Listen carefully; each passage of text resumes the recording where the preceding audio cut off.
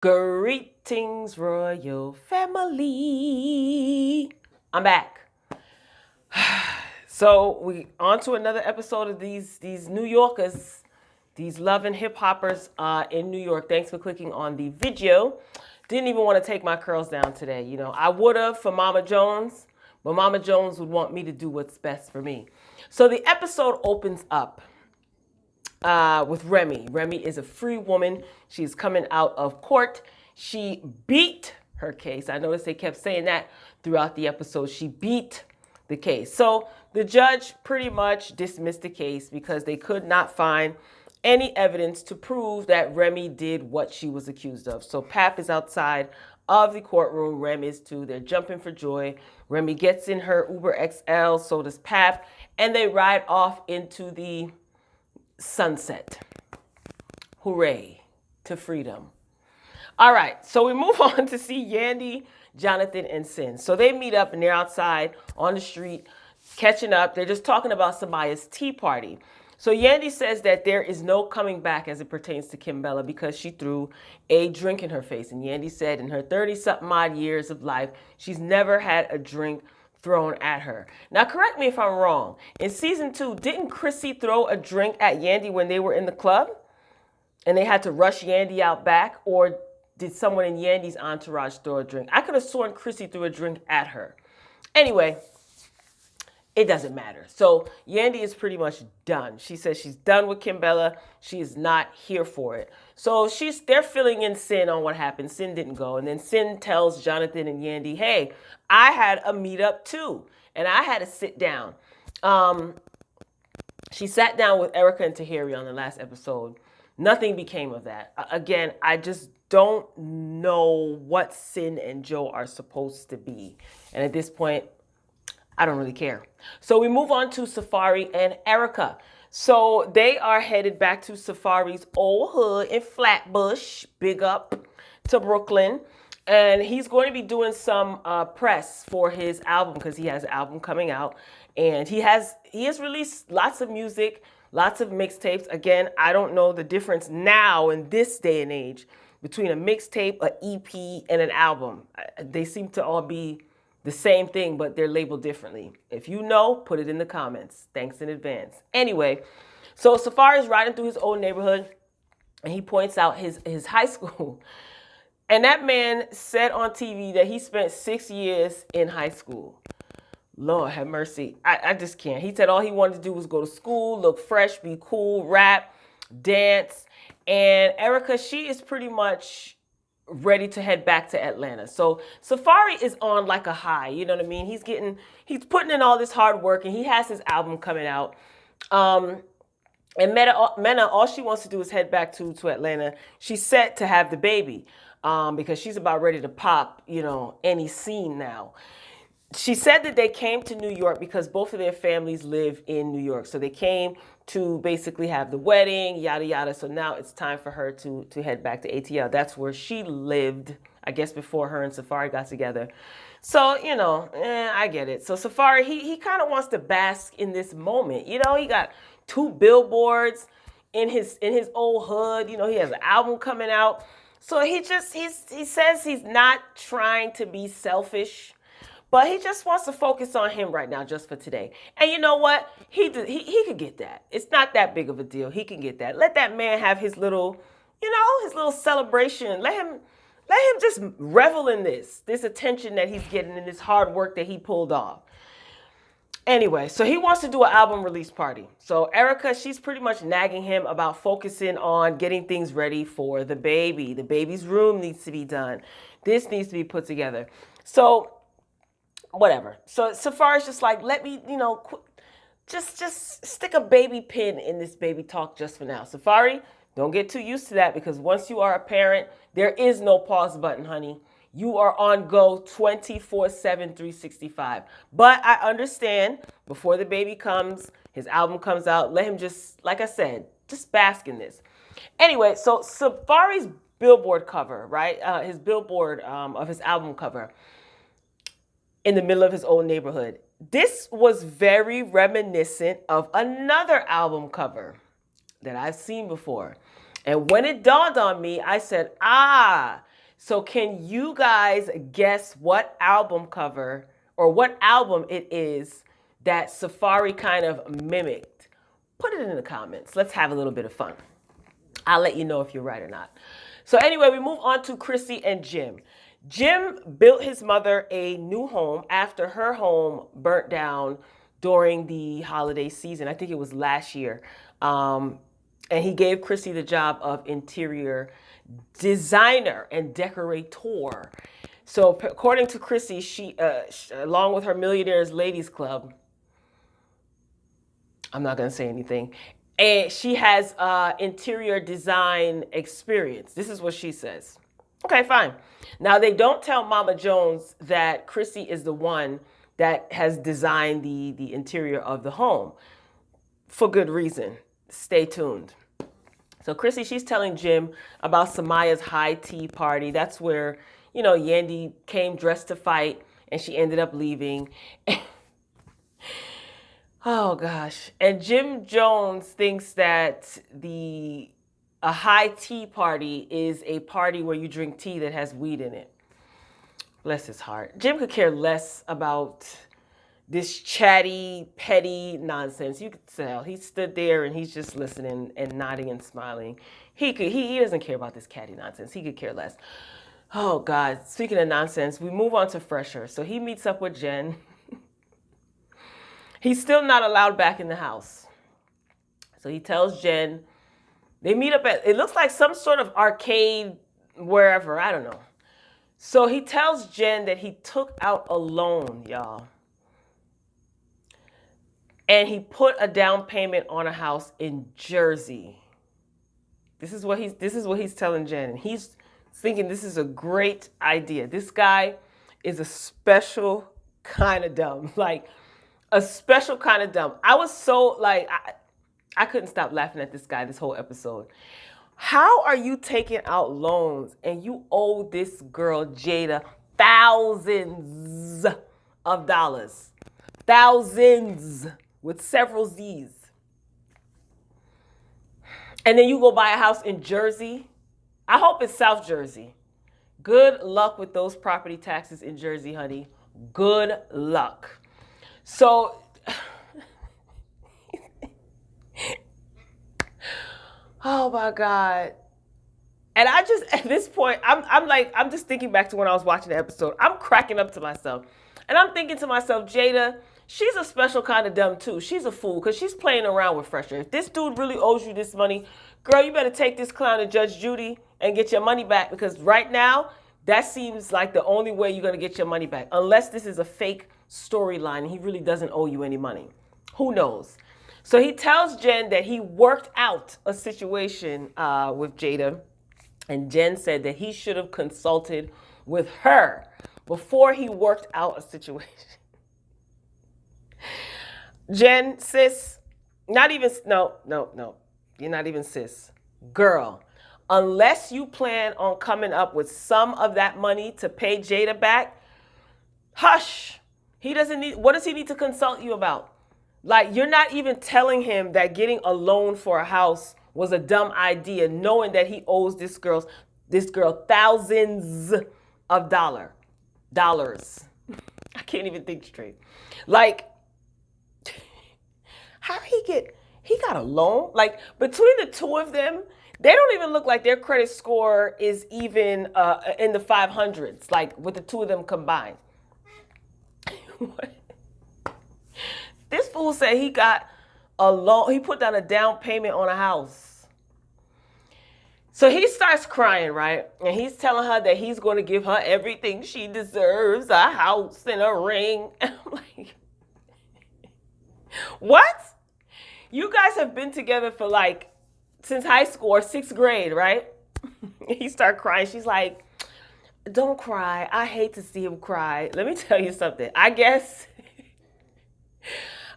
Fresher, his granny's couch is terribly uncomfortable because Jen was not letting him back in the house. So he said, man, bump this. I got to get up out my granny place, and decides to go take out a loan and put a down payment on a house. Like, you know when you don't really want to see roadkill but you just can't help to look away. Like, that's what Fresher and Jen give me, like roadkill. Like, you don't really want to see it, but it's like, you know, let me just take a peek. That man start crying. Oh God. Damn, what is that? That couch must definitely be uncomfortable. Okay, let me get back on track. So Erica and Tahiri, we move on to see Erica and Tahiri. They meet up. Now Erica, they were outside. Now it's in the middle of winter because everybody is rocking their best furs, right? So Erica, she comes out with her whole belly out. And I'm just like, nah, I'm not doing this. Not, especially not after Fresher and Jen. So I press the fast forward button. So let me know what they talked about if it's anything interesting. Moving along, Fresher again. We see Fresher again. We see this dude. Again, we see him, right? So he shows up to see Jada with no money in hand. He didn't have no money in a messenger bag, not in his sock, not in his crotch, not in his hand, under his hat, attached to his braids, nothing. No moolah, nothing. So she still hasn't gotten any payments, she says. Again, she's a fool. A fool and their money will soon part ways. So I hope this was a lesson to you, Miss Jada, because what's really going on? You seem a little bit too comfortable, touchy-feely, and this man owes you thousands. So he wants her to hold off a little bit longer because he just bought a house, but he didn't tell Jada that he bought a house, though. I don't think he said that to her. I don't recall him saying that he bought a house. And again, why Jada, she playing games. She ain't really serious about her money. I don't understand why she doesn't take this fool to court. She looks like a fool. So you think they still sleeping together? Because she was real touchy-feely. So she's like, you know, if you block my number, if you give me, I'm giving you a date to pay. If you don't answer me and you block my number, I am going to call from a different number. Why? I think they're still sleeping together. We move on to see Joe and Remy. So, you know, they're showing clips of them filming their State of the Culture podcast. Joe, he's just telling Remy how proud he is of her because of her recent situations and everything that she's overcome and her being on the show and the success of the show. So he's giving Remy her flowers while she's still here. Very sweet. And Remy says that she's even further behind as it pertains to the release of her album due to her recent case, and she's stressing, and Papoose was stressing. So now everybody can breathe a sigh of relief because that's all done and over with. Joe says that he's telling Remy, she's asking him, you know, what's going on with you? He's telling Rem that he's working on communicating with Sin. But he doesn't seem interested in being in a relationship with her. Like, he didn't say it flat out that way, but Joe likes to dance around topics. You know how he is. He's an enigma. So he just wants everyone to mind their business. Can't be mad at that. We go back to Fresher. Okay, now this Fresher guy, he's getting a lot of camera time this episode. And I'm starting to get a little tired of it. So he's moving he's moving into his new house, right? So Jen is happy. And Jen believes that Fresher is not going to be lying and cheating anymore because, you know, he's changing. She doesn't expect him to lie and cheat anymore because he bought this house. And she wants granite countertops, and she wants furniture, and she wants all the glitz and the glam. Fresher is stressing under his little braids because he has to figure out how he's going to pay this mortgage. And I'm pretty sure the mortgage is the taxes are probably combined with the mortgage. But like I said, them property taxes are going to eat you alive in Jersey. Ask me how I know. And as far as the cheating is concerned, it's like, girl, Jen, he's been cheating for years, according to you. Years with a Z. Years, according to you. Yet you are still here. You're still here with him. So it's like, girl, you should be used to it by now. This is what you've grown accustomed to, right? So he tells her that he met up with Jen. Then Jen just proceeded to act like a clown, you know, yelling and carrying on. They're in the backyard. They're moving into this house in this nice suburban neighborhood. It looks like the backyard looked that way anyway. And you yelling and carrying on like Macho Man. Like, Jen says that Jada needs to take them to court and Fresher shouldn't settle with anything. Now, I do agree with that. Take them to court. and he shouldn't settle with anything. But I think Fresher doesn't want it to come out that he's probably still messing with this Jada girl. That's probably all that is. So she is, like I said, she's trying to get granite countertops, furniture, Fresher and Jen. They deserve each other. They are both straight up clowns. Like, not only should it be illegal to be this dumb, neither of them, neither Fresher nor Jen, should be out in public unsupervised because they will be dangerous. Their stupidity is a danger to the rest of the public. They have to be supervised when they're out in public. They need to be. Good Lord. So my fave shows up, Mama Jones. So she finally gets to see her new house, and she loves it. The house is nice. It's nice and all, but the house is nice. I'll leave it at that. Chrissy, you did a good job. She didn't have to do it because her and Mama Jones don't really get along. And Jim, you can tell that he's very proud to be able to do this for his mother. So she was very happy. She calls him Jimbo. She hugged him. She thanked him. She's walking around. Really nice. So I think this was good, and she deserves it because she said she went through a lot. I can only imagine losing your house and losing everything. I'm sure she was stressed out and she went through a lot. Again, she still doesn't know at this point that Chrissy was the one that designed it. So everything she loved, right? But can we talk about this ensemble that Mama Jones had on? She looks so good, right? I love her. I really like that woman. She looks absolutely great. Anyway, when she found out that Chrissy designed the house, she was not feeling it. I think, did she say she wanted to paint the door red? Mama Jones, what type of stuff you into that you want to paint your front door red? What's going on? Let me find out Mama Jones is a thug. So,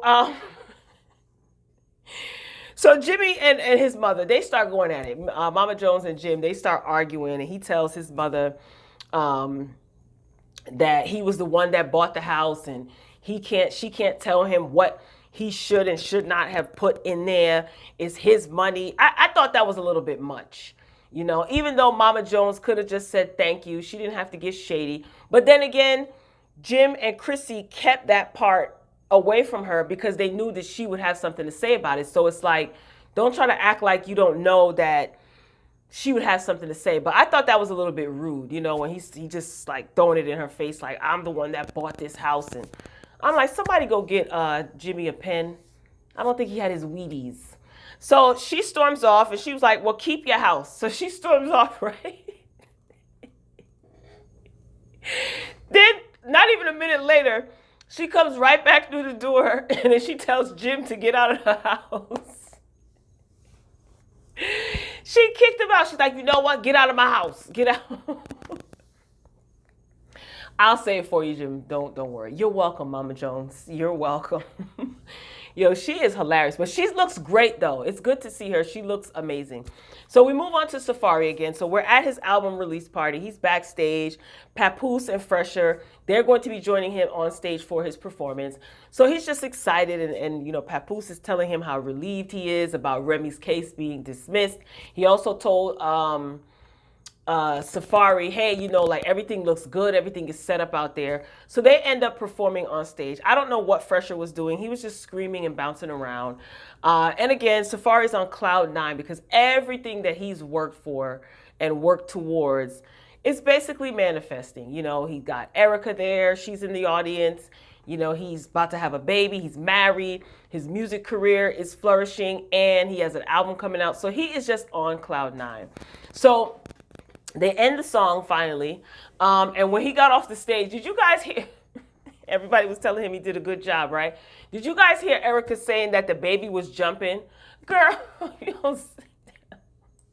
If you don't sit down somewhere. Anyway, so they go backstage and they start talking. So he is not excited about having to tell Erica, look, after we move to Atlanta, I got to go on like a little mini press tour thingamajiggy for 2 weeks. Now, mind you, Erica is 9 months pregnant, and she's due any day now, but she's trying to hurry up and get back to Atlanta because she wants to give birth to her baby in Atlanta. So Erica is not happy. She's looking all sad.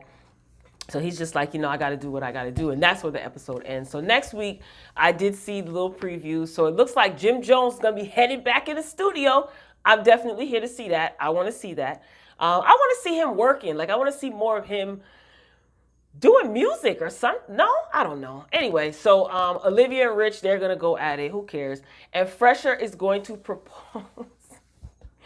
Fresher is gonna propose to Jen, y'all, with a ring that he bought with the money that he should be paying back to Jada. You see what I did there? So you ever see two clowns just get ready to walk down the aisle?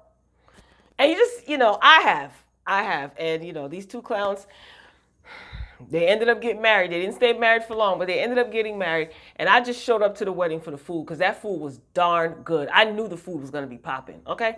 So, anyway, that's it, Royal Family. So, thank you for rocking out with me until the end of the video. Before you go, please hit the like button. It does help push my video out on these YouTube streets so more people can view and enjoy the commentary. Before you go as well, drop down in the comment section. Let me know what you thought about this episode. As always, keep it respectful. I look forward to engaging with you down in the comments. So Royal Family, I am signing off. Thanks for stopping by, and I'll see y'all next week. Until next time, peace.